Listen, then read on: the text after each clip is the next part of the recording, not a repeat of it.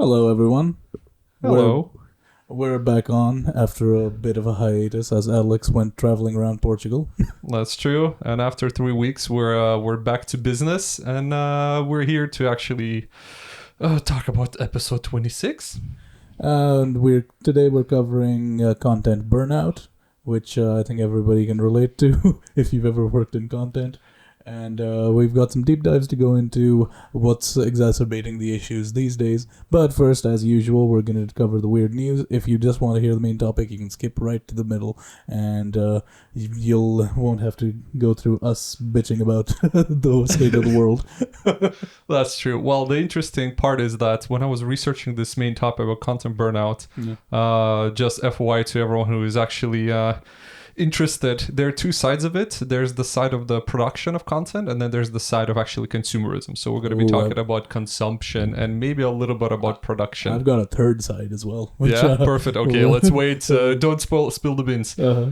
All right, weird news as discussed. So my weird news were actually, I have a mix of positive and negative. Yeah.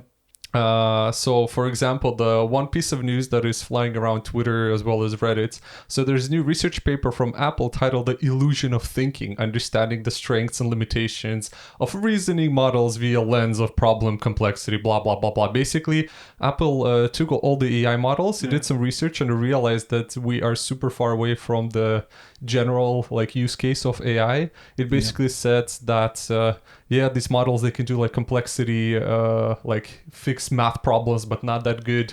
It can fix logic problems but not actually think logically. So they fail dramatically on high complexity puzzles. They show reduced reasoning effort when it's needed the most, and can reliably execute explicit algorithms. So basically, the abstract of a paper basically says that existing valuations focus mainly on final answer accuracy, ignoring how the answer is arrived to. That's the main difference. So when people say, hey, there's going to be general AI and the general AI is going to solve all these things and it can think, no, it can give you the final answer. It's basically Google without you actually having an overview. It's like, this is the answer. How did I get there? Doesn't matter. Or I hallucinated or extracted a Reddit forum comment from it, and that's it. So if you're thinking about that, AI is going to take over, it can give you an answer from a manual that was written by a human, but it cannot actually reason why it arrived there. Yeah, I mean, AI is really good at reproducing the little snippets of what the internet is made of, like articles and things like that, which honestly are mostly people copying from briefs, And so it can do that part really well. But then it can't do strategy so well. Like there's this hilarious thing going on where Mark Andreessen was talking about, AI is going to take over every job except venture capitalists. So I think the venture capitalist thinks his job is too complicated to be taken by AI, but everyone else is a plebeian whose job is at stake. You know, just try to protect himself. But even in that, what he thinks is what he does is so strategy based that his job can't be taken over. Which a lot of jobs are like that. I mean, what I do for my work is way more than just writing on a website or making a website or doing all this sort of ancillary activities that the AI can do. But so much of my work is also managing people, training an intern, getting social skills. But even then, there's some stuff you don't want to disclose to an AI. That's you true. don't want it to have access to your keyword research, then every other Tom, Dick, and Harry can also do the same thing. You just don't want it to be like that. I think it's synthesizing things is it's something that they cannot do, right? Yeah. Because you can take 10 different complex solutions that you have. So basically the final response and final answer that you get from the AI. Yeah. But what it does, you can think through it and see if this final result is actually can be connected to another process, right? So it doesn't think processes, it thinks final answer when you ask it, and without reasoning. So I spoke to a friend not so long ago, and he mentioned that their whole QA department was let go. Yeah. And when that happened, he said, actually, and I said is it AI? He's like, no, but AI force them to do automation. So they're because AI thinks that it's gonna work for you, but actually people have to create an automation. So AI narrative pushed the QA department to be fired to be replaced with an automation but automation doesn't mean AI. Yep. So in this case, they're like, oh, it gives you a final answer, but it's not actually going to reason and do something for you. Like you have to think yourself, having that final answer, how you can get there. So that's what it cannot do. So you still have to do some critical thinking of like how to split this process into 20 steps. So that was interesting to me that even Apple admitted that you're like 10 years away from it.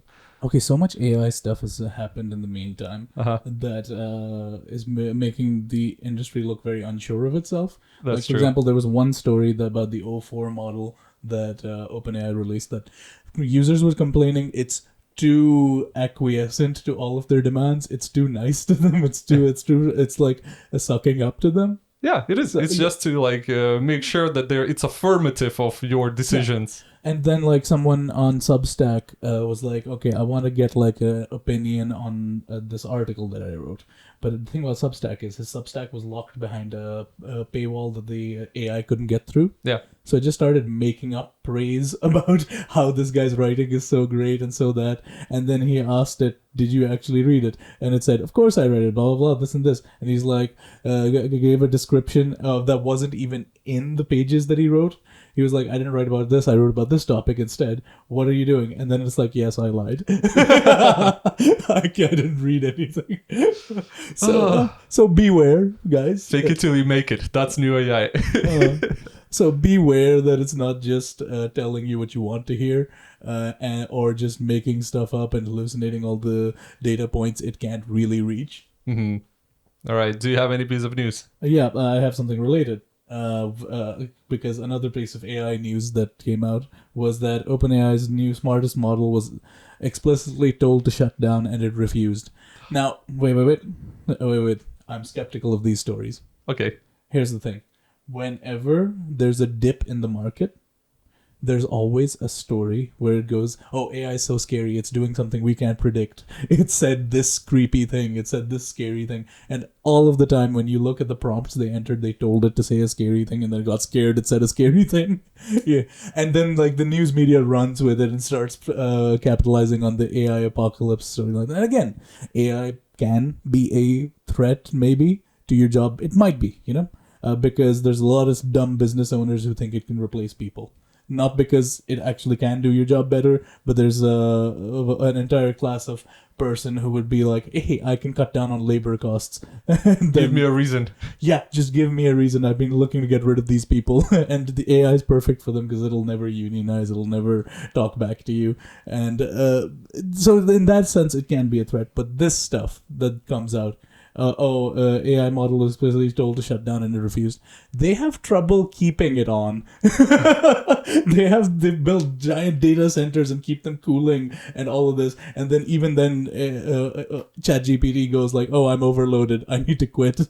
They have trouble keeping it on. I find this story to be like sort of fear porn.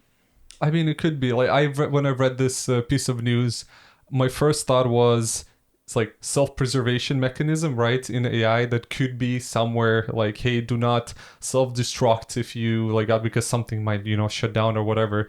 But then I thought about like AWS shut down at some point, like all the banks were not working. You're like, it's the same thing. Like you're just trying to make sure that everything's running. You're trying to make sure that nothing is shutting down. So maybe this AI model is like, oh, I need to keep people, I don't know, like I try to justify it, but in the end, as you said, the market is emotional. Like everything dips, bad news comes out, everything goes up, everyone is happy, and everything's perfect. Yeah. So but that's just emotion. It's also just a way of keeping people talking about AI constantly. That's true. This is the tech news cycle is so AI dependent right now. There's entire publications that all they do is talk about AI. That's right true. now. And there's somebody out there who might want to invest in it, who keeps reading these stories, looking to see if there's anything in there that now I should sell my stocks, now I should buy my own more stocks, Yeah.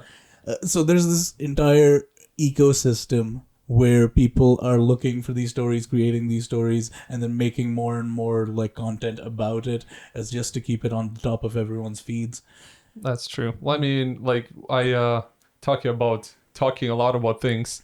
My next piece of news was about the FBI director that refused to answer Joe Rogan questions about Epstein-Trump connection. Oh, I wonder why. I wonder who his boss is. I saw like right now all this, like we came back all like to continue working after like a little vacation. Then I'm reading online, it's like it's all Trump and Musk just like beefing around. I decided I'm not gonna talk about that because Although there's one thing we should say. what Elon Musk got so angry at Trump that he sent out a tweet saying, Trump is in the Epstein files. There, I said it. yeah, and there's like there are a bunch of pictures of them together everywhere, like the Trump and Epstein.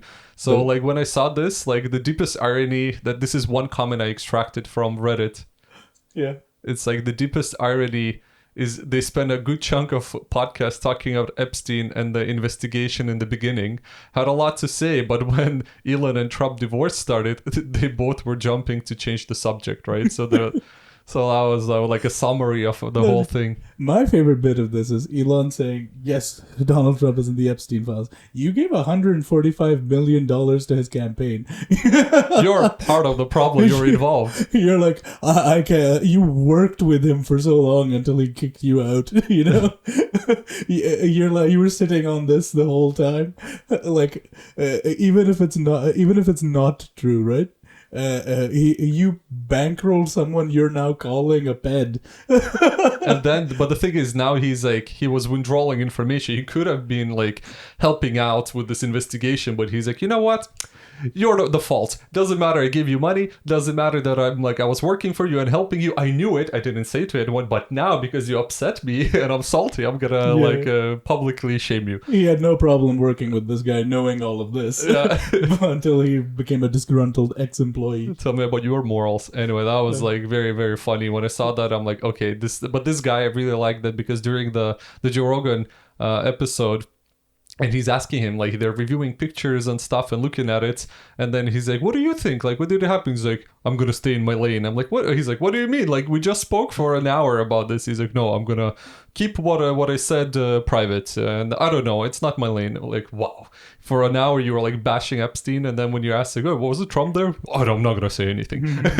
Everyone who's involved should be in jail. Was he Trump involved? Oh, I cannot say anything. The entire thing is when Kash Patel wanted the job, he was going on every single mainstream media news organization's channels and saying, hey, I'm going to open up the Epstein files. Hey, I'm going to look into this. Oh my God, I know how prisons work. This guy did not unalive himself.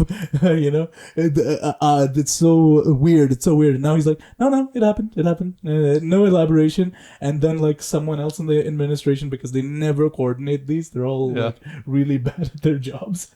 The Carolyn Leavitt, their White House press secretary, she basically went, oh, we're looking through hours and hours of information, while on the Joe Rogan podcast, Kash Patel said, no, there's not much there. There's not much there. Not much to look through. Oh, is it hours and hours of investigative material, or is nothing there? It's like these guys, they're never going to stop amazing. Like, I don't know, US is doing some weird stuff, like criminals, crooks around the country, and they're like, oh, it's okay. They always have. They've just been more competent crooks, usually. Oh my God, who was it? There was one president, I think, or prime minister of Poland, tweeted to Musk or someone, like someone bashed Poland.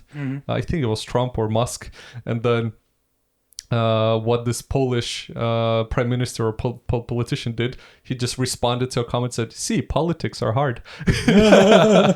Oh yeah, I saw that. See, politics are hard. I'm like, okay, fighting. Okay, anything else you have? So the TSA is working on new technology. They've patented it. Okay. And they're working on haptic tech to feel your body in virtual reality rather than having to pat you down at the airport. What? Yeah. I'm trying, but it's VR. It's not real. I know. Okay. The Department of Homeland Security and Transportation Security Administration, the TSA, are researching an incredibly wild virtual reality technology that would allow TSA agents to use VR goggles and haptic feedback gloves to allow them to pat down and feel airline passengers at security checkpoints without actually touching them. This is reporting from 404 Media, who've been doing a lot of in-depth reporting these days into the security culture in the US and how insane the technology side of it is getting. So These were information sheets released by the DHS. There were patent applications, and there's a series of sensors that would map a person or object's contours in real time in order to digitally replicate it within an agent's virtual reality system. I have no idea what they even mean with this. Yeah. It seems it seems strange. They're just gonna like produce a model of the body as it goes through the sensors, and then that model is going to be used to pat them down. And I'm like, how are you gonna get that accurately done? How are you gonna get in my back pocket though? Yeah, exactly. Or between my butt cheeks? Like try that. Like how it's like how are you gonna really feel if something is under my armpit? Yeah. So generating and mapping information, physically relaying it to the consumer can be performed in real time, and this is from the information sheet. Uh-huh. In screenings, but also proposes it for medical examinations.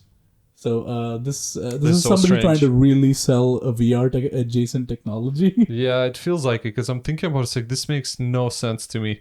But 404 Media, I really like how they publish stuff like that. We already covered a few articles from like their website. It's pretty good. Like I really like what they write, but sometimes it's like this over the top. They're just reporting on patent applications that got sent in, you know? And again, I think thousands of patents are filed, but never actually, Verified, they're verified, but they never become the technology as it's used. Intent to use is not the same as actually implemented. True. So this may never happen, but it's a strange idea that there's going to be a TSA agent in a VR goggle fondling people. Yeah, I mean, it's like overly complicated. It works now. Why would you like reinvent it? Like, yes, it's a moment. Yes, you have to do it, but like also safety, blah blah blah blah. No, okay. Getting into a deep dive on this, TSA as a whole is one of the most ineffective agencies in the world.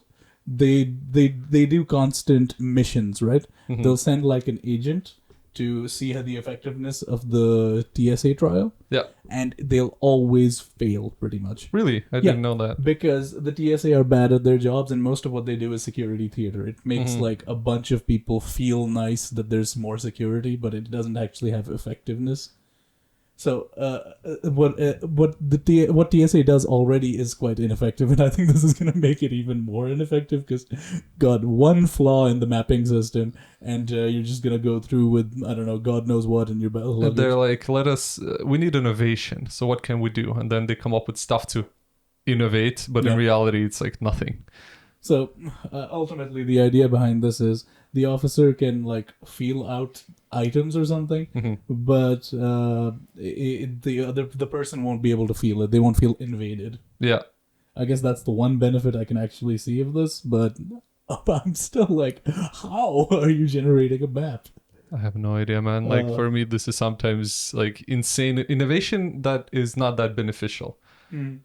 I have two pieces of news. It's like a split. I'm probably gonna start with the positive one. So in Switzerland, there's a solar panel train tracks test. Nice. So in Switzerland, a startup called Sunways is launched the world's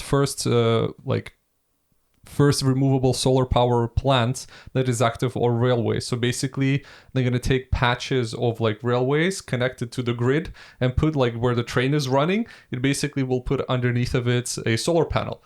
And while the train is not there, it's like the railways are sitting, and they have basically you already have the power station infrastructure there because trains run on electricity and it needs power. So there's a grid, there's signals, there's switches. Be fed into the local grid that is like super close. So they're basically creating a proof of concept solution where they're going to be putting this next to small like power supply stations, whatever. Yep. And the future basically to help drive traction like current trains and maybe themselves, so to become self-sustainable. So it's efficient land use. That's like why it matters. It's scalable potentially, right? Because Switzerland has 5.3 thousand kilometers of rail, so enough to support 1 terawatt of solar energy yearly. So like 1 million kilometers of railway could be leveraged. And then easy deploy because it's just like under the rail system, as long as it's like sustainable. I get like they have to figure out, I don't know, I'm not that smart, but like it's very interesting in general that in the Netherlands, this would be amazing. But in the Netherlands, you always have trains running. So then maybe it's not as cool because you will have like Not too much sunlight, but still pretty cool. The panels are on the side of the track, right? No, like underneath. Underneath. Yeah, Wow. so basically in between the tracks. But I mean, the train will just run over for a while, and mostly it'll be open. Even like the train only runs over, I'd say, 100 meters of track for like a maximum 20 seconds, man. Yeah, probably. So, but that's interesting, the right? rest will just be fine to generate energy. That's Yeah. pretty cool. Yeah. From what I'm reading from your notes, 100 meters of track can generate 18K annually, 16K. 16K, yeah. 16K. So like 48 solar panels, 18 kilowatt total, spread across 100 meters of track, expected to generate about 16,000 kilowatt hours annually. The average home in the UK and Netherlands uses 2,700 kilowatt hour Here you go. per. So that's a lot of houses. That's a lot of just like for 100 meters. yeah, and they have, how was it, 5.6 thousand kilometers. Yeah, that's really cool. 5.3. Yeah, so this is a really cool news I saw, and I'm like, okay, this is innovation. This is happy news. I like what's happening. Me being obsessed currently with the with like measuring my solar panel consumption as summer is coming in. Nice. What Going else good? do you have? Well, another one is, you heard about Amazon One? No. What is Okay. it? These are Amazon branded palm scanners. They're biometrics basically. Okay. And this can be used anywhere to like make payments with your. I've seen it. I've seen it. I didn't know how it's called. Yeah. Yeah. So the technology first rolled out in Amazon Go convenience stores in 2020, reporting from Vox says, and is now a way to pay for groceries at Whole Foods. It's also used for payments and age verification at a few sports and entertainment venues, including Coors Field in Denver. So instead of actually bringing your card or even pulling out your phone, you can use a palm scanner to just link your bank account already. But I'm a bit worried that Amazon now has your biometric information. If they get leaked by, I don't know, God no. Imagine you're like a government employee, some foreign government needs your biometrics to break into something. Hack your Amazon account to get it. Hack your Amazon account. And but my big problem with Amazon has always been they're so like into cost cutting. Their cybersecurity division might be gone one day, or between hires, and somebody messes up. That's true. Like for me, Amazon, it's like, have you seen the scandal about Ring, like Amazon Ring before? So basically what happens when you use Amazon Ring, like a doorbell, and if your whole neighborhood has it, it basically, that's what people discovered. It connects to each neighborhood. So it basically like creates a network of neighborhood Ring devices. And then when there was like a crime somewhere in some suburban neighborhood in US, and one Ring camera was basically filming the one where that like people said, hey, the crime happened like in front of my house. They basically could extract video camera and link it with like each other in the whole neighborhood who used Ring cameras without their consent. They're like, oh yeah, let me just extract this from your neighbor. It's like, what? So for me, Amazon is like, oh, you know where I live. You use like Alexa. You use anything I have in my home. You have my Palm. You have my bank account. You know my purchase history. You have my like whatever. So it's like, it's getting more scary, man. Like I think the older I get, the more paranoid I get. It's also, how much information do they even need at this point? How much information do you need to give to these companies? Where's the limit? Everybody should have a red line, Yeah, and what is it for? It's for like to sell you stuff you don't need. It's also the like when 23andMe fell apart. Oh yeah. Suddenly they were like, all right, let's sell everyone's data since we're bankrupt already. And then they sold it to God knows who. And now somebody knows exactly what illnesses you might have, exactly what your mental health history, and is now sitting on that with some marketing firm going, we can market extra well to this person. Yeah, that's true. Like there's a sort of horrifying nature, because you might be like, oh, I don't care if this company has my data. Well, they're not the only one who's going to have the data. They go bankrupt, they start selling it, and you don't know who will have it. I'm trying to think, like, we're such hypocrites, right? Because we work in a marketing agency. We do, but we are so much more, like, I'm specifically so much more into cookieless advertising and things like that. I do organic, people search for my stuff. Yeah, and from my side, I'm always thinking that we don't have a lot of stuff, like we don't have any stuff that we don't have a single client that is selling something useless, right? It's always like experience, solution, level up of Yep. something, education, whatnot, like development. So like a lot of clients that we work with, they're not even like useless Chinese Alibaba trinket, right? Yeah. So like this is what because it's mostly B2B. So but I'm also thinking from let's say other flip coin. Like one side I'm like, when is it enough? The other side I'm like, this is interesting, right? So you can understand like more Yeah. about the people, but also when is enough, right? Like what you're saying in GDPR compliance and just like data privacy in European Union is very much respected, and the companies are getting bashed for it. But outside European Union, that's scary stuff. Like you can track eyeballs and like where you're looking at your screen and record you Yeah. during the night. I'm like, that's already That lit too much. that one is insane to me. Like, they need you to pay attention so much that they'll downgrade a piece of content if you're not looking directly at your camera. Yeah, they will do it, man. This is gonna roll out at some points. Like even right now, YouTube actually, when you pay for YouTube Premium, and they still show you ads. Did you know that? Yeah. So like the YouTube Lite, they're like, oh yeah, this is you. Sometimes we'll see ads. We decide when. You're like, oh my god. The entire selling point of YouTube Red, YouTube Premium, and all that was that there would be no advertising. But then, like, then there's like not even advertising that YouTube can control. Like, you'll have just a covert content creator who'll be shilling for some company, and you won't know it the entire time. That's true. So yeah, it's a mess. I agree. Well, talking about a mess. Talking about content. Yes, talking about mess content. I have one last piece of news that is about the world's biggest companies have caused 28 trillion in climate damage, new study estimates. So basically there was a research where the study led by Christopher Callahan in Stanford Dartmouth University. So he analyzed green gas emissions from 111 major fossil fuel companies, included like carbon dioxide and methane, and basically spanning roughly from 1991 to 2020 with some extra data that is stretching over the years.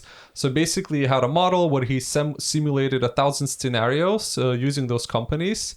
And then he basically attributed like what is the economic impact into that, like temperature increase specifically through extreme heat events, and kind of how much to economic damage using like these climate economic attribution methods, what actually happened.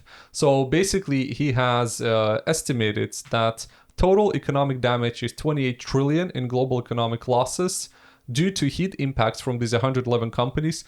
Top contributors, over 50% of the total attributed to just 10 fossil fuels giants such as Saudi Aramco, Gazprom, which is a Russian company, Chevron, ExxonMobil, Shell, BP, Pemex, Coal India, etc. So notably Saudi Aramco and Gazprom each account over 2 trillion in damage. So basically top 10 companies cause over half of the damage, and two alone, they basically each cause over 2 trillion.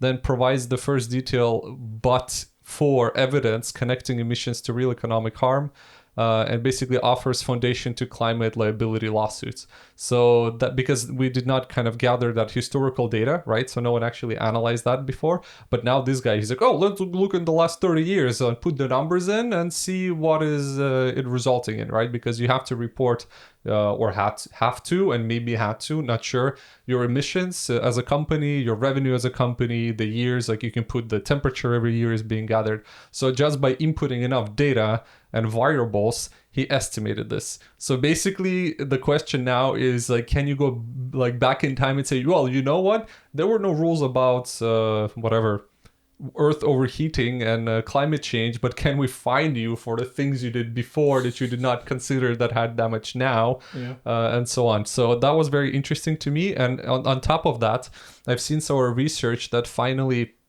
they can use this, right? So they can use this, the damage is done, and there's the opposite side of the medal where they also basically said that being green, sustainable, and using renewable energy actually saves a lot of money, right? Not only damage prevention, but also using sustainable, not models, but sustainable technology or whatever. Just basically caring about the planet actually is economically beneficial. I don't have the numbers, but there was some research as well while doing this I saw. So there's again, what's the damage done, and then what damage you're preventing for the future. by just being sustainable. So that was very interesting to me. Yeah. I mean, but the oil economy is already such a mess. Like, even aside from all the damage it does to the environment, like they cause wars over it constantly. That's not even being factored into this study, That's is it? true. That's so true. Yeah. No. That's just a depressing note. You have anything else? No. Main No. topic. Yeah. All right. So, you got any definitions for me this time around? I do. So Excellent. main topic, content burnout. So I kind of split it up in chapters, and each chapter has like a different piece that I want to cover. So obviously chapter 1, for everyone who doesn't know, what does it mean? So the pervasive challenge is kind of a consumer content burnout, right? So the definition of the burnout in general, for people who do not know, from a consumer perspective, content burnout is a state of emotional, mental, and often physical exhaustion. It results from prolonged exposure to digital content and information that feels overwhelming, unfulfilling, repetitive, or negative. Yeah. So it doesn't really change from like your job burnout or any type of other burnout, but this specific definition is about content-related burnout. Yeah.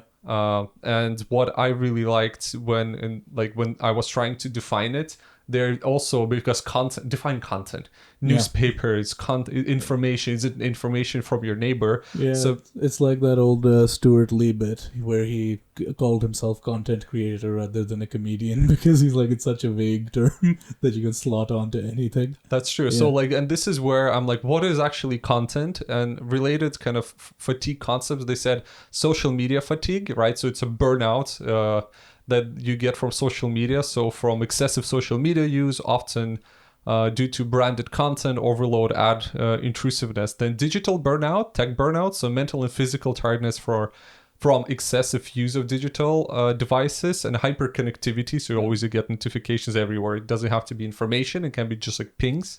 Then information fatigue syndrome, so exhaustion from indigestible amount of information leading to apathy and cognitive issues.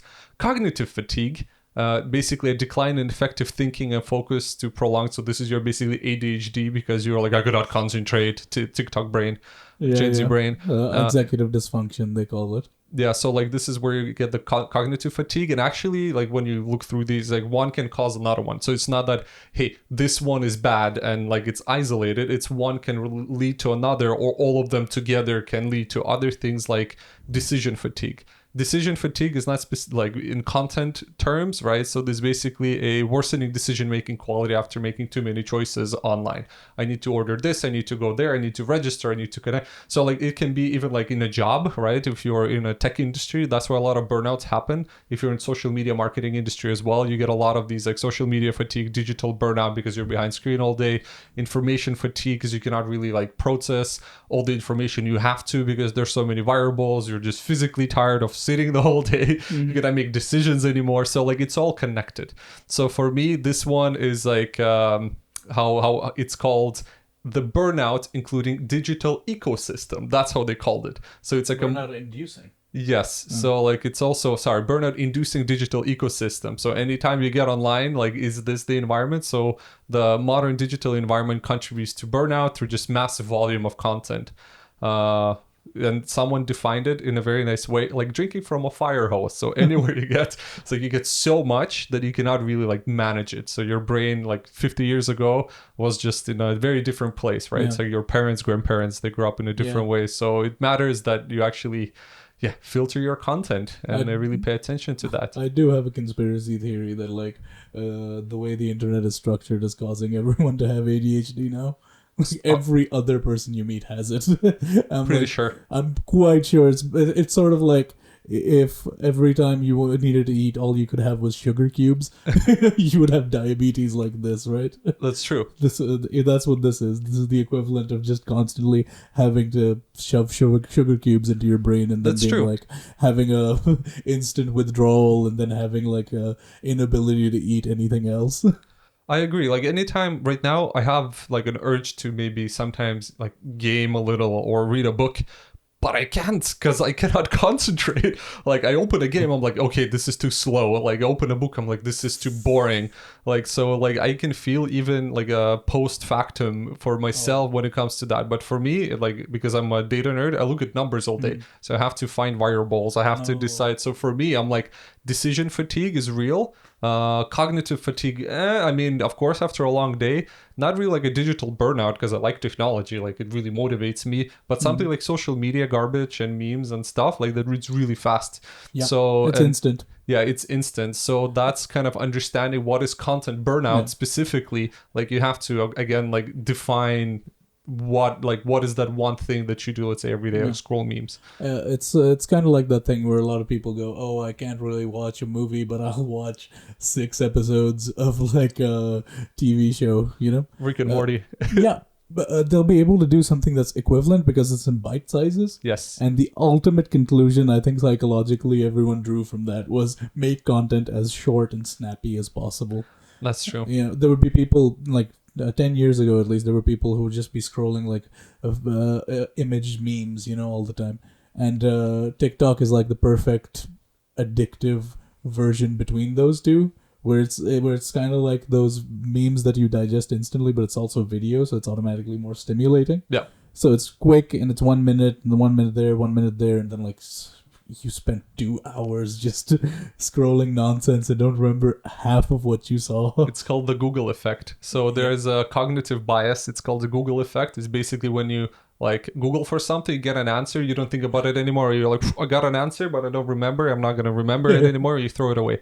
The same with all these like fast scrolling. It's like, ha ha ha ha. And then you scroll. And then in the end, you're like, what did you see? I don't know. That was funny. You know, got my fix. That's like junk food for the brain. Yeah, exactly. So, but basically that's like a split. So these are basically concepts that exist in terms of burnout when it comes to digital ecosystems. Right. And then you've also got something from the other consumer viewpoint? I actually really focused on only on the consumer point. I mostly focused on the producer point. Oh, that's interesting. Yeah, because that's the side of it I was more inclined towards, and that there's also a definition of content burnout that comes specifically from the producer side, where like you get burnt out on making stuff. That's true. You know.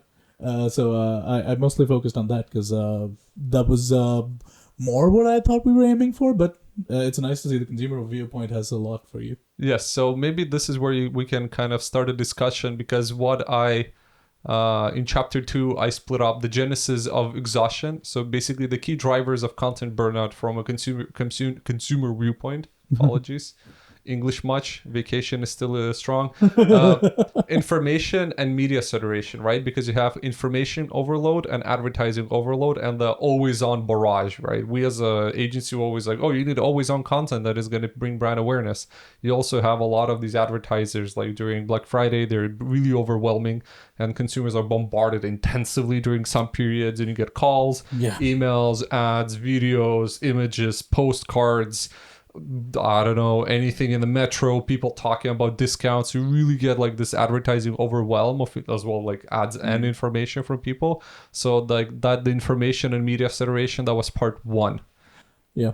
The other thing is like that periodic sort of high upload environment that happens every once in a while, where like Black Friday you suddenly get so many ads, your email is full, your TikTok feed, every other video is gonna be an ad for like something being sold nearby, and Instagram's gonna go insane. I noticed like, oh damn, I need to avoid everything right now because it'll just induce like buying behavior in my head. Take a vacation. Yeah, that's true. Like for me during that period of time, like, of course you get the ads. For me, the second part that I highlighted is nature and quality of digital content. So content quality concerns, right? Because you have so much information that you upload, but like nearly 30% of active adults reject the no pain, no gain fitness mindset, for example, right? And misinformation, fake reviews, they also damage the quality of the ads, right? Because when you imagine you have this barrage of advertising that you're scrolling through, Yeah. and then when the quality sucks and everything's repetitive and everyone's trying to be special, this is what happens for our clients as well. There's sometimes they're like, oh, I want something special. I'm like, of course you do. Everyone wants it, and everyone's gonna do the same thing. And so this is where the content quality, it has to be more personalized, like, because if you're gonna do like everyone else and do this low quality blow, it's gonna bring a lot of what negativity, right? So this compulsive consumption of like like when you're doom scrolling and you're getting bombarded, you can basically have this negative, how do you call it? It's like a spending spree, right? Where people are just like rage buying, rage consuming. They're like, you know what? I will buy this for myself. Maybe not even that, just impulse purchases, you know? It doesn't even have to be rage.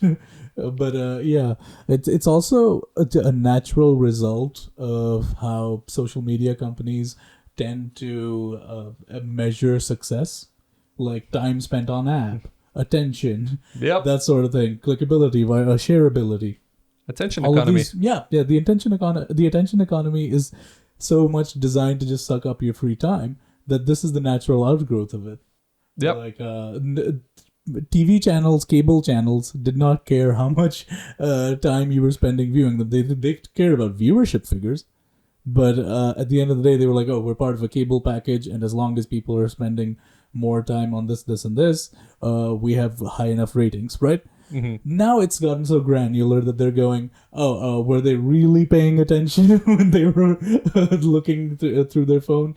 Okay, then give them something they'll really care about. Oh, make some angry post or something and it'll suddenly go viral. It's like an insane version of clickbait everywhere, you know? News organizations started doing clickbait so much more just because they need to compete in the algorithmic field. And then what happened is suddenly everything became clickbait. Suddenly everything was meant to enrage you a bit or make you share without even reading.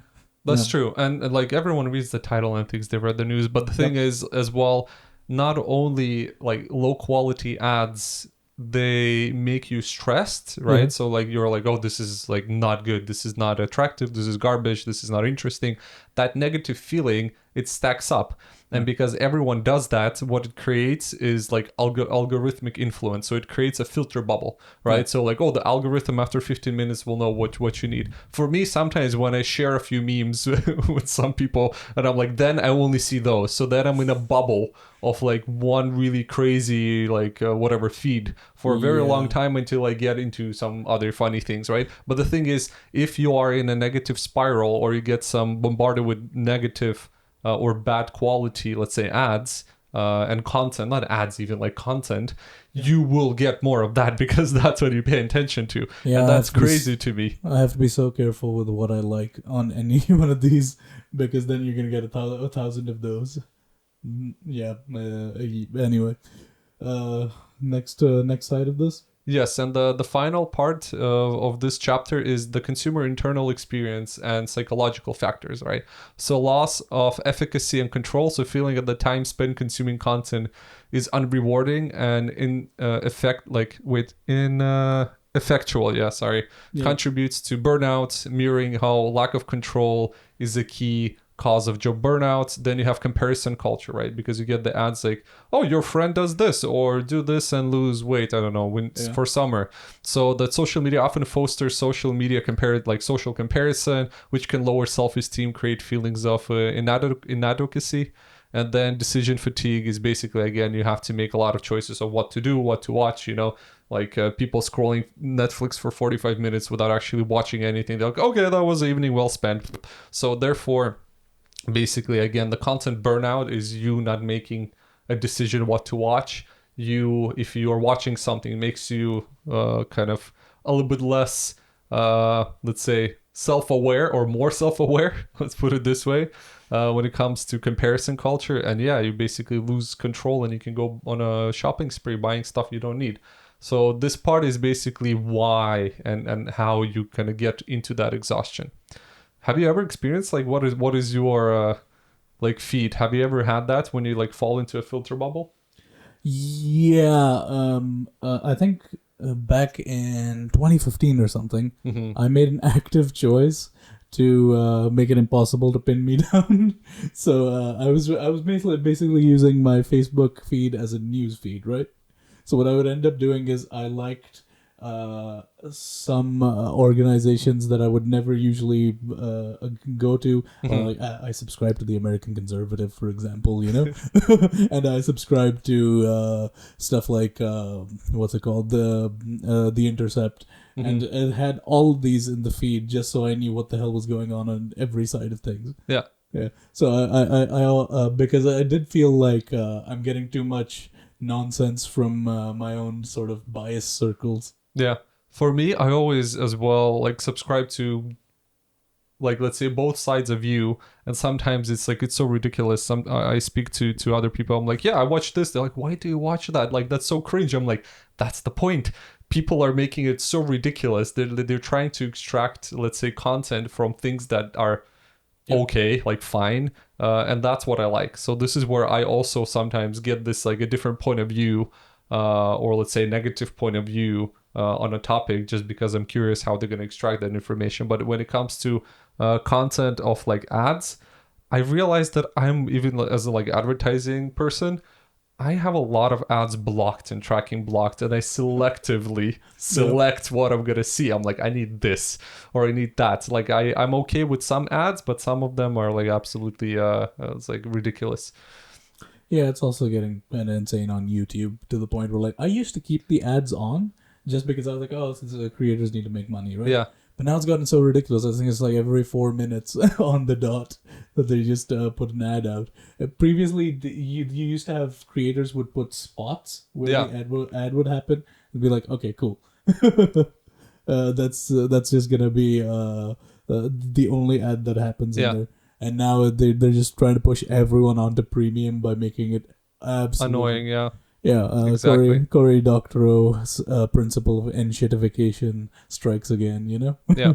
So, well, now we spoke like how it's done, what type of effects it has, right? Like how it looks like through, let's say, the quality of content, internal experiences of the content, like media saturation. The next part is basically recognizing the symptoms. So this is where I also looked at. So looks like a more self-help Yeah. content burnout from my side, because I understand, how much we also produce content now. We're also talking about it. This is an extra thing you'll probably get on your, TikTok feed and scroll past if you're already feeling maybe one of these things. So the symptoms are emotional and physical toll, right? Pervasive exhaustion, cynicism, apathy, detachment, stress, anxiety, cognitive impairments, basically lowered attention span. Yeah. You have difficulties in memory, like lapse, like memory lapses. This is what I experienced. I'm like, scroll for an hour, no idea what I watched. Yeah. Reduce critical thinking. This one is also AI related, but also social media related. Behavior shifts, right? You might take, you become more like disagreeing with someone. Changes in content preferences, negative online behavior. So sometimes you become a troll, right? You hate the world so much now because you got into a filter bubble, and now you're gonna be basically trolling everyone online. Yeah. And physical manifestations, obviously, if you're consuming this for a long time, like in an uncomfortable position, maybe even you have physical symptoms, right? So headaches, chronic fatigue, even if you like eye strain, dry eyes, what like anything, and neglect of offline activities, that's probably more into like depressive side. Yeah. So, and all we're talking about your phone, right? Everything you use has a notification. It has like an image, a content, an ad. So you have to be very careful if you feel anything out of this list. Maybe you have to maybe get a dumb phone. It's also, yeah, I was just gonna say, so much of this is also just the consequence of having like a little TV inside your hand at all freaking times. That's true. You can't help yourself, even if you're like the most strong-willed person. You will at some point just be like, oh, I opened Instagram just to check my messages, and now it's been an hour. That's true. I find myself doing that quite often, to be honest, and I Yeah. hate that. I know. It feels like the equivalent of having just a giant tub of ice cream for dinner instead. You just feel horrible afterwards. Yeah. So, well, for me, I'm also trying to understand from a market, like as a professional, I'm trying to understand how do you make it as personalized as you can, which probably every other person also in the advertising industry thinks that way. Like really focusing on quality, maybe community building and trust and so on. So their strategies, of course, like imagine you're a marketeer who's listening to this. Imagine everything I read right now to you from my notes is your final target audience. So they are the ones who are going to be experiencing this. They're already experiencing this. If not, they will be, because it's impossible to get out of it. So you can take this information and think, okay, how can I make this different? So towards a kind of a healthier digital experience for your final user, consumer, whatever, if you're building an app or if you're a marketing person, how you can mitigate this content burnout for your people. I mean your users, your people of your company. So basically strategies is like consumer already is, I think in Italy after COVID, there was like 20% on like 20% of the users uninstalled Meta. In Denmark and Finland right now, they're banning phone use until you're 14 years old. Schools are banning phone use, like in general. So if you're in high school, you cannot use like, or until like 16, probably high school, you cannot use your phone. So phones are basically being like pushed away on a legal side. You can look at, I don't know, maybe not Mark Zuckerberg, but you can look at all these tech giants. Yeah. They don't allow their kids to use social media. They don't allow their kids to be online like at all. They're trying to really, really make them like not see whatever that world is. So imagine your final user and consumer is that already. So how do you get that like to them? If they're already practicing mindful consumption, right? If they're already uninstalling apps, if they have clear boundaries of like social media use. And it's not so much about like, oh, I raised my kids this way. I'm like, they're gonna have to use social media and the Eventually. internet in some form, because life is impossible to conduct without it. Like even freaking WhatsApp is a social media network, and I need that to communicate with at work. I need like the social media elements just to stay in the loop with like friends who live in other countries. So it's a strange sort of trap we get stuck in, you know. That's true. Well, so for me, I was thinking about this, like, how do you actually get through this? And for a lot, like many years now, the last 5 years, I'm really focusing now on anytime we do any kind of marketing, is like, what's the quality? Like, how can you get quality over quantity? Yeah. Users are becoming right now, well, they used to, like, I think we're in this like middle point where during Google times, Google can give you 10 ads, right? And you have to pick from them. They can give you SEO, right? They can give you 10 organic results. You have to think which one you're gonna like select out of those. So we were actively seeking diverse, high quality and enriching content. Yeah. So the question is, where do you find that, right? So how can you find an app or find a one YouTube channel that you like, or find, I don't know, Blue Sky maybe, or someone like one journalist. So it's about quality, not quantity. And it's also about being more on the organic side of search. So ChatGPT is not organic. It just gives you one answer that you want to hear. So like, how can you get into the people you like and can relate as content creators that work very hard to create their content? Yeah, I have a bit of a prediction, you know. Mm-hmm. I think stuff is going to get flooded by AI so much, and algorithmically they'll fine tune it to be able to do so much of this, that I think people will start looking for curated platforms or plugins that help them curate their YouTube feed or something. I mean, one way to actually easily do that, and this is a nice hack for you guys, instead of using the homepage, use your subscriptions page. You'll see all these things you subscribed for but don't show up in the feed, and there might be some hidden gems in there that are, you know, stuff you were actually looking for, rather than the algorithm thought this is like the stuff you're looking for. We're not going to give you the stuff you're looking for, but this is like it enough. So yeah, I think we're going to have to move towards a more curated side where people feel like they're actually in control, rather than constantly being thrown into a rabbit hole every time they open an app. The challenge there is that you need to have critical thinking, right? So now, because we're using ChatGPT for every, like, first time ever, well, in the last 20 years maybe, Google search results or search use declined 10%. Yeah, You've yeah. seen that. So that means that people are now not interested in critical thinking. They're not interested in like, hey, I don't want to select anything. Just tell me the final results without how you got there. I somewhat agree. Like, I'm definitely not like that. I like to see the sources and ask for the sources because I'm always skeptical about what AI outputs. But there are people who think AI is actually doing reasoning and thinking and actively knows what words it's spitting out Yeah. actually mean and what context they mean that in. But part of the problem with why Google lost is because they made Google search so much more, commercial and just worse in general in a billion ways. Hmm. This is all, thank you, Pragabha Raghavan, the current head of Google search, who's just been, who just decided we're going to focus most on sponsored content. And a part of that is also a neglect of how keywords are used. Part of the responsibility is also on SEO people like myself, where we just tend to stuff a keyword into something without context, and it ruins the reading experience. But it makes it pop up first. There, and it's also just people expect to be able to enter a natural question now, which Google search isn't as good at. In some contexts, it can be great at that, but if it's a question that's never been searched before, AI can at least give you an output and can sort of go like, well, I think they mean this. And it won't get it right all the time, but it'll get it more right than Google if that question has never been searched, you know?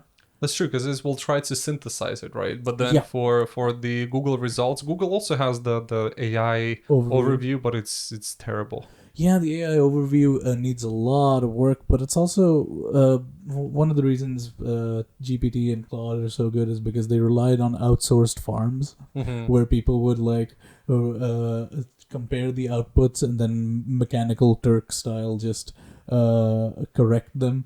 And to this point, that helped the machine learning go forward. I don't know how much machine learning is even happening there. If there's people in a content farm in Africa retinkering all of your answers.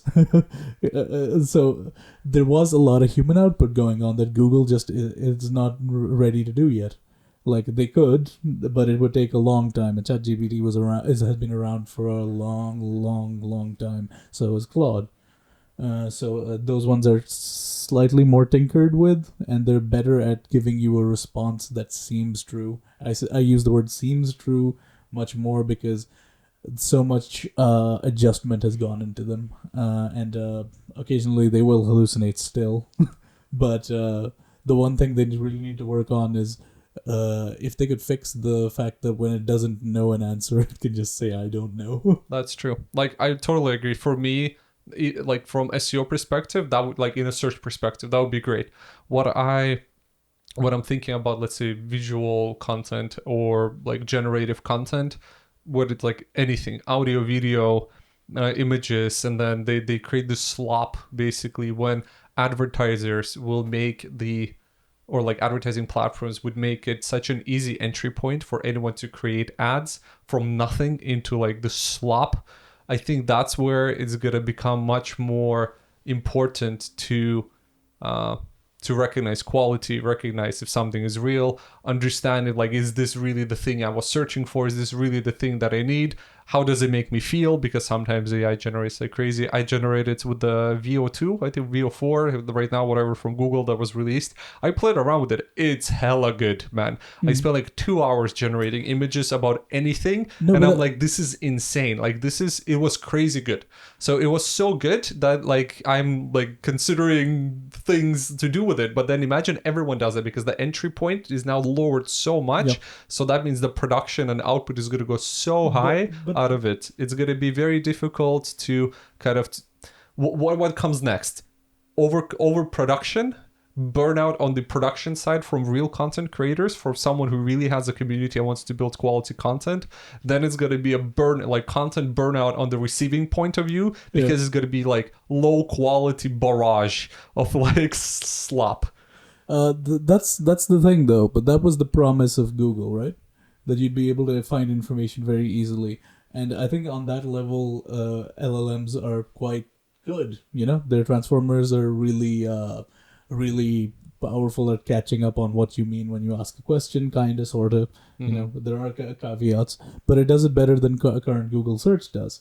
And it lends to more like naturalistic writing. So I don't think it's all bad, you know? No, It, no, but like when it comes to LLMs, right, and text, mm, that's okay, right? Like, just give me an answer. Sometimes I don't care how you got there. I just need a fact, yeah. and I don't want to search for it. Just give me the final thing. I'm okay with that, right? But you have to, as a consumer, as an educated, tech savvy consumer, you have to understand where this lays on this, like, let's say, Mm. your path of research. Is it the final answer that you need, or is it like, oh, I'm But really trying to solve something? Give me the thinking. I need the critical the, thinking process. but the thing you're doing is much more like better in my mind in that you're using it to gather sources, you know? Yeah, You're saying, give me a source on this, and give me a small summary of what they're doing. yeah. It's good at that. It can compile a lot of research and make things faster, as long as you don't plagiarize somebody while doing this, and Hmm. make sure to read the actual thing after reading the summary,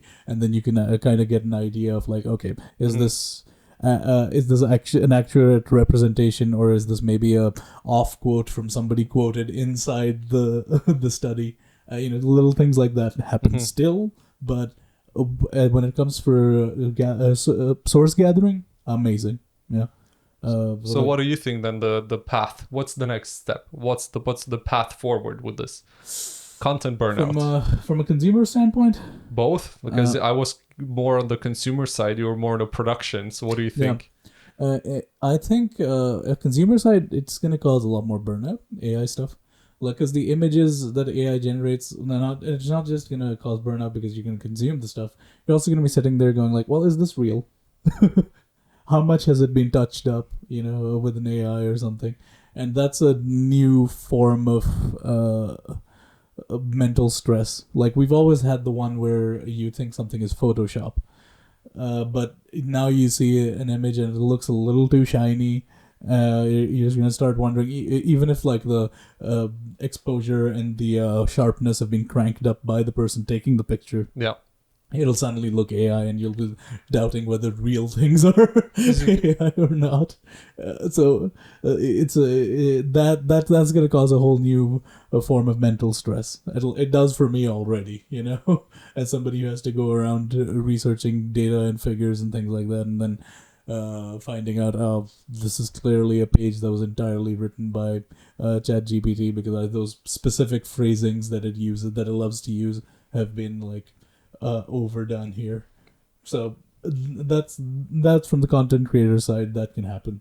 From the content consumer side, Yeah. sorry, that can happen. From the content creator side, I have a bunch of points I want to talk about. Uh-huh. Like AI is already creating a few issues, right? It's really killing like Fiverr, for example. That's Like, true. where you could just pay $5 to somebody and get like a logo made or something. Yep. Somebody's just gonna load up. Somebody will know somebody who has a Dolly account or whatever, and they'll just make an image on their own. Or honestly, you could describe stuff to ChatGPT, and it'll do a pretty decent level of if you know what you want. Yep. It'll do a competent job. But those were also people who used to make a bit of money. Now I have this data in front of me, which is like what creators earn, Hmm. and like 15% of creators earn between $0 and $100, right? Hmm. Then 20% earn between 100 and 500 a month, Hmm. right? And after that, 13% earn 500 to 1K, and 15% earn 1K to 2.5K. After 2.5K, we can say that's a living, right? Yeah. That's somewhat, Yeah, yeah, yeah. yeah, livable, whatever you're doing after that. But that altogether is a massive amount of people who earn too little. So this is the real cause of creator burnout in my mind. Creators are working long and hard and populating the internet with all this stuff that's often free or very cheap, but nothing's being earned back, and they're not making a living wage. Like 37% make a full-time income. only 37%, right? Nearly a fifth of people earn 5,000 plus. So 1/5 of content creators actually earn a livable wage and can pay their bills and live comfortably. And even that's maybe not super comfortable either. Yeah. It's not exactly like they're rolling in the dough or buying a house from it. Yeah, and they're But- still getting like challenged. For me, when I hear stats like that, I always think they all might be doing very high quality work, right? So you might do everything right and still Yeah. earn $100, and you can do a very sloppy job and earn 10,000. I'm always on message boards whenever they start doing the let's promote creators kind of thing, and I see them people doing incredible stuff, and you look at the. You always look at their social media feed and they're like, hey, I'm selling some of my artwork. I need to seriously make rent this month. And you're like, it's kind of tragic. Like, these guys are Yeah. like, they tried making it as like visual artists, and now like they're making inventive, creative kind of stuff. The stuff most people who prompt into AI can't think of, because they don't have the vision in their head that this person has had through training and through all of this. But because the AI is cheaper, suddenly they can get that, and I think that's going to cause a lot of burnout. That entire factor, Stress. Yeah. yeah, because suddenly their wages are going to get even more depressed than this amount that I've listed. Until the next Google update or the next whatever update is going to be released and the creator program cuts in half because they don't want to pay, or if advertisers leave the platform for whatever reason, if there's like TikTok got into drama, so everyone's leaving the platform, who's going to pay for your rent next month because a big company pulled out the advertising budget from your platform, and that happens a lot. So out of 50 million worldwide creators, there are 2 million who are full-time creators. Oof. Yeah, that is a striking ratio. It's very low. It's less than. It's like a few percent. It's like 5%. Yeah. It's like 5% of the entire thing. But yeah, this is another reason there's so much burnout, because people get burnt out of the entire job. Yeah, and when you rely on this, right? I understand that some people, they have no other way out. Others, they love it. Others started 10 years ago when it was not a thing, so they had enough time to stick. But now algorithms, they are basically local gods per platform. They decide who gets it, who doesn't. We can see that you have to pay to be noticed as well, and obviously if you're someone who's starting, you might not put enough budget. There's a subreddit called r/podcasts. Yeah. I think I mentioned this before. It's like a funny joke. Someone said, open a thread, it's like, how much you earned from your podcast? There was one guy, it's like minus 5,000 bucks after like 5 years of doing it, where episode 150 we have 25 followers on Spotify. So it's like just like us, right? Yeah, yeah. Right, we're kind of doing this because of passion and interest, but for them, they're like people who actually think of getting into podcasting because they think they're gonna make money out of it. No, it's about sharing information for free from your perspective to the people that might be interested, right? So it's just like you have to find your audience, which makes sense. However, getting into this for the money now, I feel it's not gonna work. And from like having, let's say, TikTok, who are having these presentations where they say, you know what, you don't need to hire a person or a model. You can just use our avatars now. Yeah. You can use any type of product that you have and use that for our avatars. You don't need to hire people. You don't need a production team. You can just use AI generated content to really do stuff. Yeah. So not only that, the production, you as a content creator that, let's say, did podcasts, maybe you were like a gamer, maybe you were a model, maybe a fitness trainer, whatever. That is gonna go away. Like your options of creating content are gonna be going lower, like dwindling. I mean, I think the pool is gonna get a bit shrunk, but it'll never fully disappear. No, because some companies will make a stance. I'm pretty sure, like this is my kind of forecast, that some companies say we use real people, we don't use AI. Even aside from that, even if the majority of companies, even if all of the companies start using AI only. I think there's people who will just be like, well, I want an actual human being there on the other side of this, I don't really care for that. If there's like an Instagram model and she's posting her stuff and being like a real person and talking and blah blah blah, Yeah. people want that authenticity. This is one of the things where the AI people misread the room and the way the world works right now, which is like why are podcasts the most popular podcasts are just guys talking nonsense on camera for like an hour, right? Very organic conversations, very stilted, not at all feeling like something out of a Hollywood movie, while Hollywood movies are actually on the decline, right? Yeah. And people gravitate towards authenticity and realness, and AI is kind of the opposite of that. In fact, once you learn something is AI and you've been fooled by it, you kind of feel cheated, you know?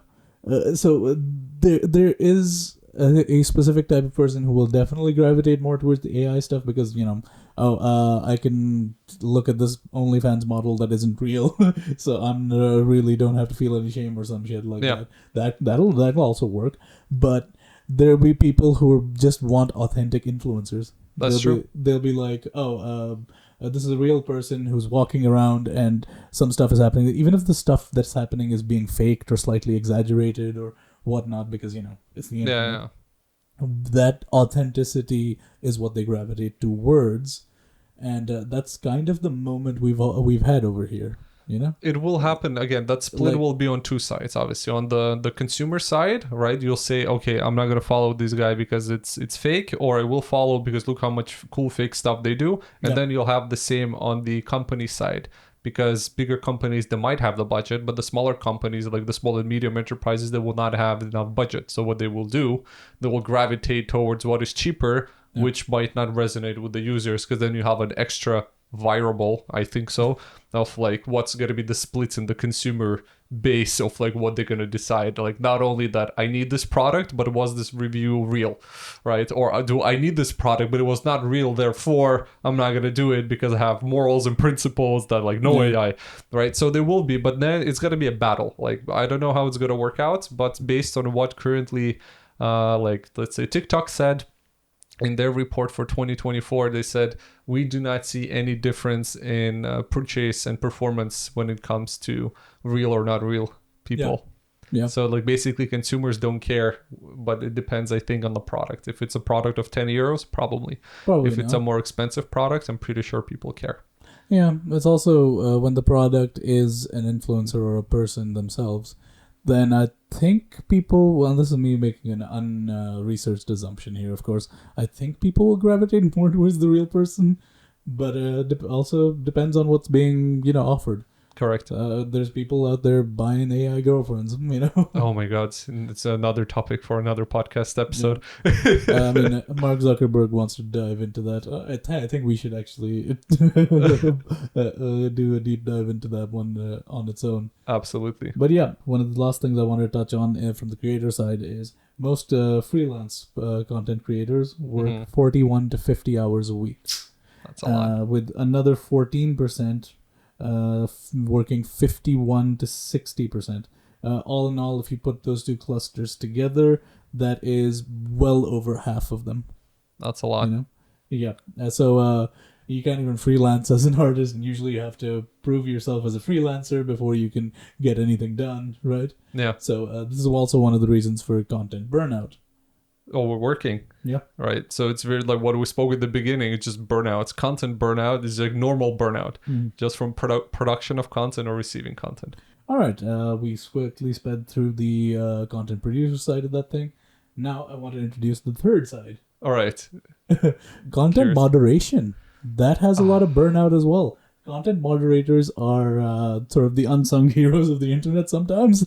We never notice them, but they're always around the corner going like, this might be too dicey. Let's not disapprove.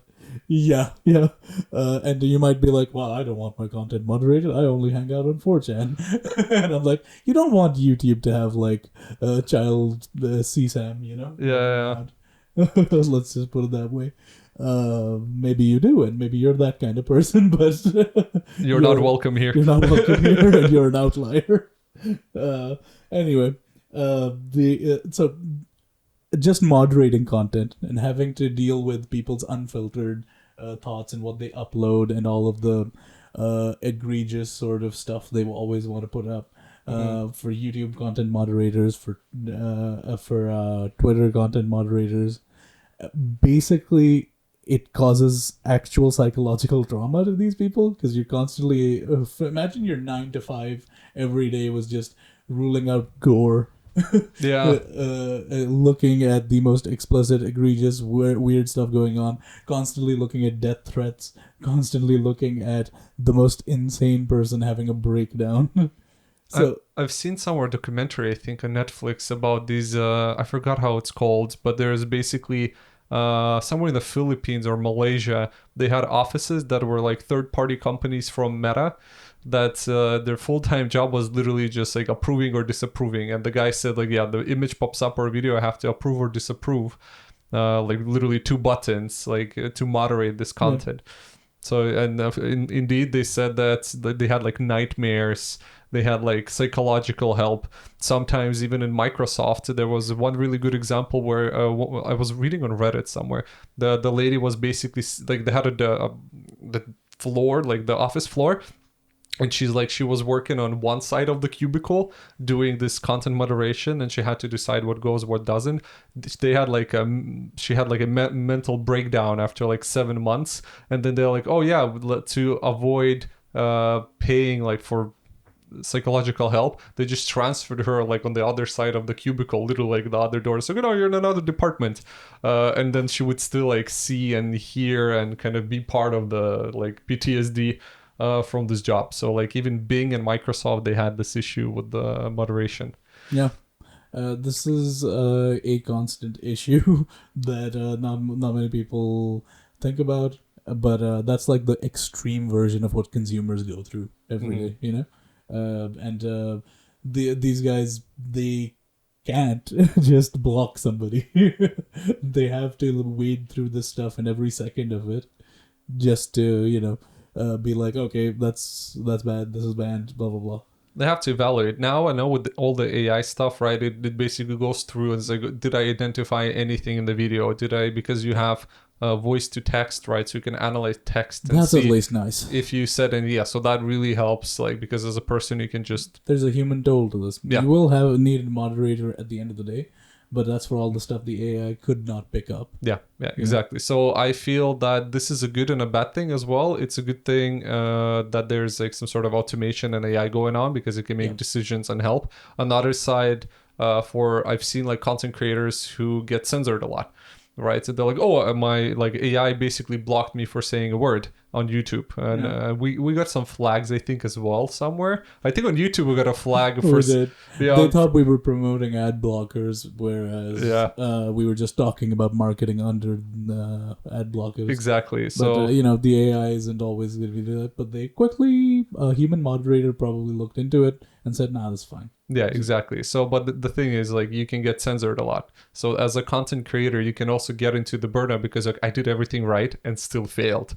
You as an advertiser, you're like, oh, I gotta slub this here and I can say anything and pay money and still show up, and they show up because they pay money. So that's where as well the quality of the advertising and content goes down because you pay for it, and you as an actual content creator who tries to deliver stuff, you are getting shafted. Yeah, pretty much. So that's why as well it can lead to burnout from both sides. Yeah. So anyway, the conclusion is obviously stay safe. Yeah. Use in moderation. I have like a snoozing app. Like when I'm working 9 to 5, I put YouTube, Instagram, and TikTok and Blue Sky on like pause. So I'm not like clicking them in the middle, which I sometimes snooze the snooze. I just go to like if I'm using the toilet. It's like you have to. But even right now it's on. Yeah. That's something that at least reminds you that I probably shouldn't be spending too much time doing this. No, for me, I agree. Like for me, it's called like sleep mode. So at 8 p.m., it shuts down everything because I can continue forever to sit behind my screen. So at 8, it just discontinues, stops everything, blocks everything. I have to actively go somewhere. But like in a nutshell, to wrap this one up for everyone. So basically, think about resilience, I would say. Like that's my conclusion of like this digital information age. Think about how you can block your content yourself because no one's going to do it for you. There's no kind of, I want to say, shared responsibility of the advertiser. They're not going to do anything with it. It's their responsibility of putting the ads, and your responsibility to not see them. Use an ad blocker. We're not promoting it, but we're just saying that you can. You can. Please do not demonetize this and censor this, but use an ad blocker. Use a Raspberry Pi, like a Pi hole, to block tracking. Use snooze apps. Use sleep mode. Try cookieless. Ignore low quality content. Just don't consume. If you log in and you're like, okay, this feed is garbage, go away. That's fine. Also, so something just occurred to me. Like the content burnout is so much rarer in like Europe than it is in the US. You haven't been to the US, but this was always an issue whenever I went over there, where like people are like, I can't get away from my phone, and it's because we have actual blocks over here that stop you from kind of being tracked to such a degree that every waking moment of your life is this device buzzing at you. That's interesting. And even still in European Union now, Denmark and Finland are blocking phones and making them illegal for kids. So like that means it's still not good. They've seen the data. I mean, it's still not good. We're not fine. We're not fine. But, so I can understand the argument for it. Yeah. So the main idea is just be careful, be mindful, restrict yourself at some points. It's not an easy thing to do. But it's not going to get easier. You just have to get better at it. And if you need any recommendations, just ping us as well. If you need any advice on which app to use, but probably you can use ChatGPT and it will give you the app list. That's pretty much it. And as we always started saying, follow, like, and tell us something that you think. Yeah. Share your thoughts down below and have a good time. Ciao. Bye.